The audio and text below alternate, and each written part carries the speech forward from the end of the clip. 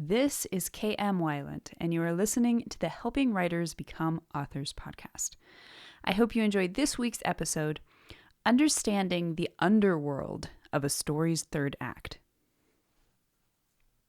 A story's third act is unique. We often think of the third act in terms of its being climactic, and therefore full of excitement and high stakes. And it often is. But ultimately, the third act fulfills a much more symbolic function within a story. Simply put, it is the proving ground for all the character has learned and accomplished in the second act.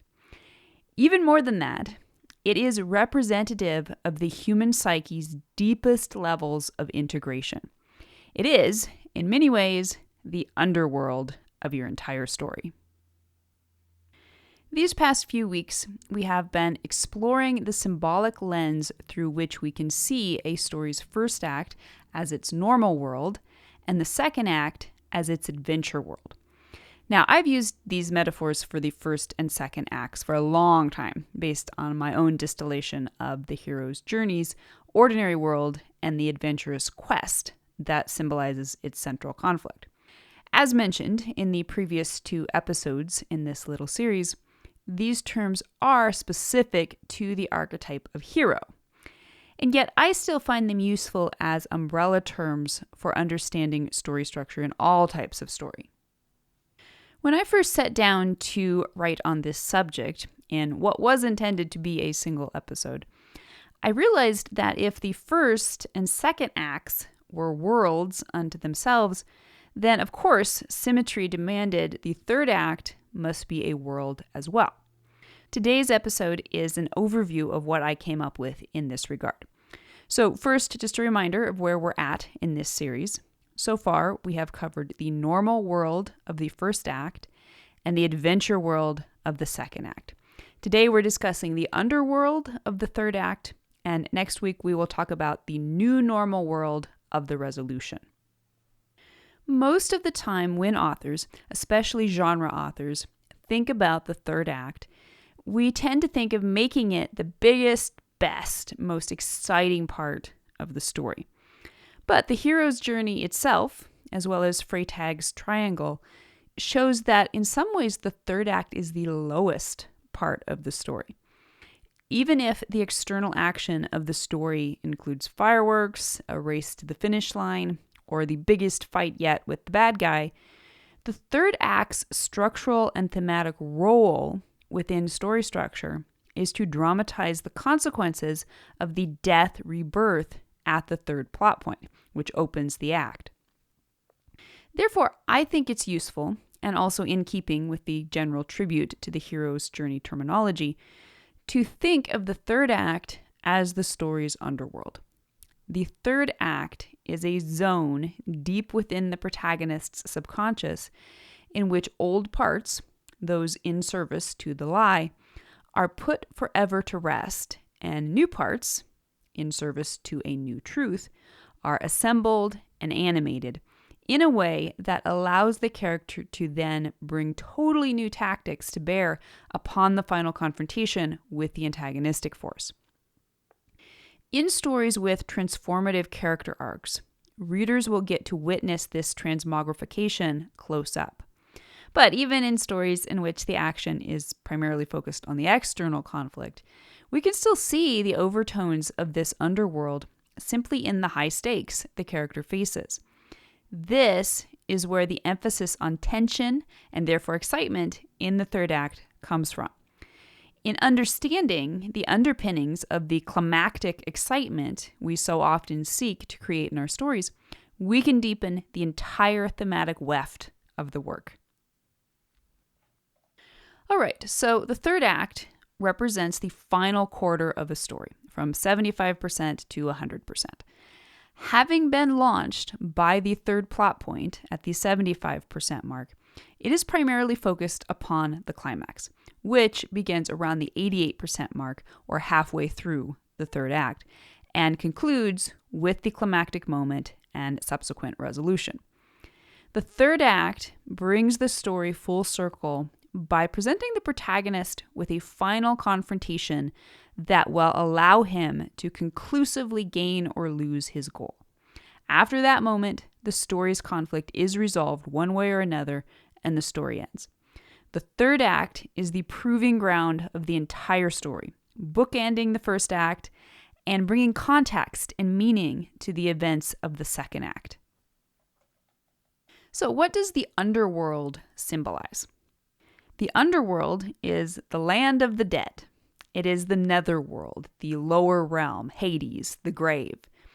By whatever symbolic name you choose, the underworld is a place of death and rebirth, of undoing, but also potentially of reconstructing, of dismembering, but also of remembering. Obviously, the underworld, even more so than the normal world or the adventure world, is utterly symbolic. Unless you are faithfully recreating a myth, such as that of Hercules or Coyote, the underworld in your story will not be literal. But the stakes will be life or death. This life and death confrontation may be literal, as in many action stories such as True Grit or The Hunger Games or The Avengers.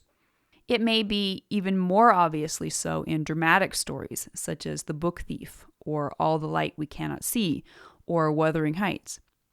But it may also be represented in a character's psychological trauma, as in The Manchurian Candidate, or the loss of a job, as in Promised Land.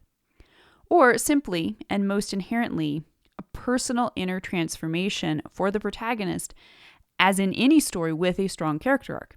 This is true in tragedies, such as The Godfather, comedies, such as What About Bob, romances, such as Pride and Prejudice, coming-of-age stories, such as Stand By Me, and many, many more. If there is any change at all within the story, and if there isn't, that's at best unusual, there will be at least the ghost of the symbolism of the underworld in the story's third act. What was normal in the story's first act is normal no longer. What has been is now gone. It has passed away. By this point, the character could not return to who she was in the first act, even if she wanted to. And if she tries to retrogress, that too is a death, albeit a tragic one, as represented in the negative change arcs. So how does the underworld function as a physical setting? The underworld of the third act may be represented by a new or specific setting, but very often it is not.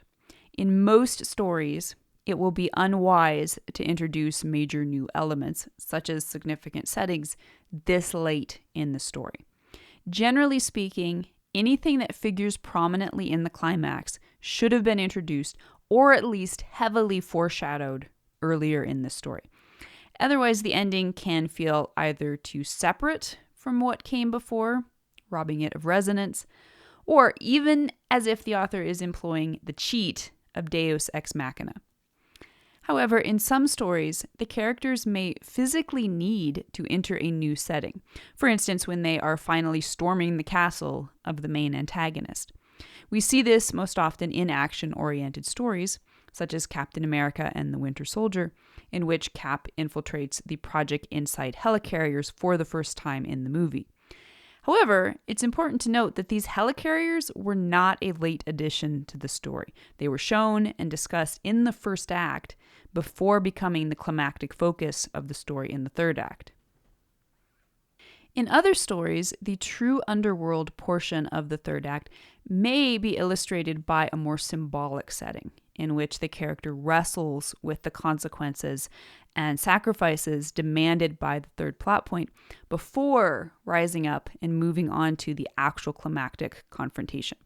For example, in The Deathly Hallows, Harry Potter literally enters a liminal underworld space where he speaks with the deceased Dumbledore about whether or not he should choose to return to life to finish his battle.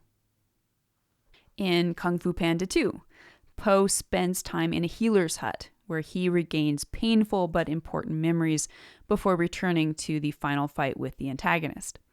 In The Mists of Avalon, Morgane Le Fay loses years in the real world of Camelot when she crosses over into the bewildering mists of the fairyland before finally returning to confront her brother, King Arthur.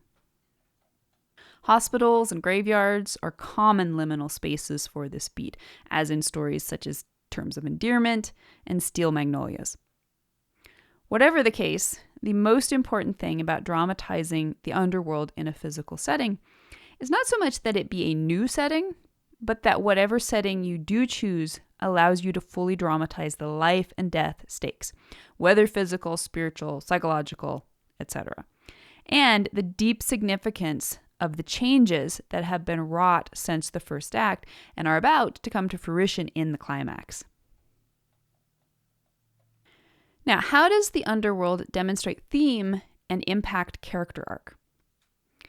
If the normal world thematically represents the lie the character believes, and the adventure world subsequently creates a testing ground that pits that lie against the story's thematic truth, then the third act is the true domain of that truth. Whether or not the protagonist was able to move into a transformational embrace of this new truth will determine whether or not he was following a positive change arc. In positive stories, the truth will reign triumphant in the third act, proving itself out in the character's more conscious choice of actions, and likely in an external victory as well, as in stories such as Back to the Future. But even in negative change arcs in which the character proves unequal or unwilling to embrace the necessary change, the full weight of the story's thematic truth will nevertheless loom large in the third act. If the character is able to act in accordance with this new and necessary truth, he will be rewarded, even if the result is nothing more than a moral victory, as it is in stories such as Casablanca and Dances with Wolves. If he is not able to level up into the reality of the truth, he or the world around him or both will suffer the consequences, as in stories such as There Will Be Blood or August, Osage County. If the character cannot symbolically brave the River Lethe, journey to the underworld, and return transformed, then he is most likely to return as a zombie or vampire, and the darkness of the lower realm will dog him throughout the rest of the story. But if he can rise above his own losses and embrace the need to upgrade his perception of himself and the world, then he gets to return to the final conflict with newfound powers that can aid him. The conflict in a story will end with the climactic moment in which the protagonist's ability to gain the thing she wants will be decided once and for all. In most stories, this will not be the final scene, but will take place around the 98% mark, allowing space for a few resolution scenes in which loose ends can be tied off and a new normal world can be sketched.